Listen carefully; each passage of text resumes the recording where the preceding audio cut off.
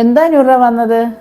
ചേച്ചി, ചേട്ടൻ വന്നിട്ട് പോയതിനു ശേഷം ഇച്ചിരി ബുദ്ധിമുട്ടുണ്ട് കേട്ടോ. വീട്ടിലെ സാധനങ്ങളൊക്കെ തീർന്നു. ചേട്ടൻ അടുത്ത മാസം അയക്കത്തുള്ളൂ. എനിക്കൊരു കടമായിട്ട് ഒരു 5000 രൂപ തരുമോ? ഞാൻ അടുത്ത മാസം എന്തായാലും തരാം. അതിനെന്താ, നീ ഇവിടെ ഇരിക്കും, ഞാൻ പോയി കാശ് എടുത്തോണ്ട് വരട്ടെ. ഇതാ നൂറ. വളരെ ഉപകാരം ചേച്ചി, അടുത്ത മാസം തരാം.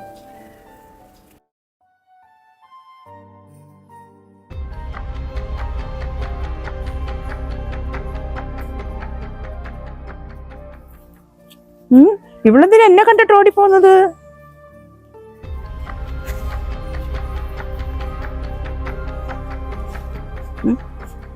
നൂറ നൂറ ഒന്ന് നിന്നേ അവിടെ.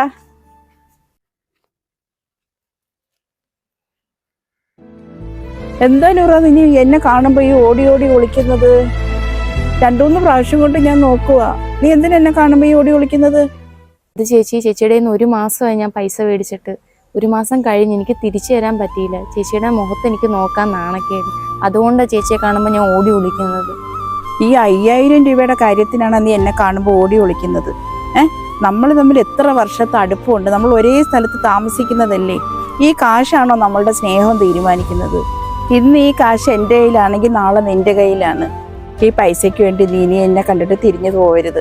എപ്പോഴും നമ്മൾ കാണുമ്പോൾ സംസാരിക്കുന്നത് പോലെ നീ എൻ്റെ അടുത്ത് സംസാരിക്കുക. നിന്റെ കയ്യിലുള്ളപ്പോൾ എനിക്ക് തന്നാൽ മതി, എനിക്കൊരു വിഷമവും ഇല്ല.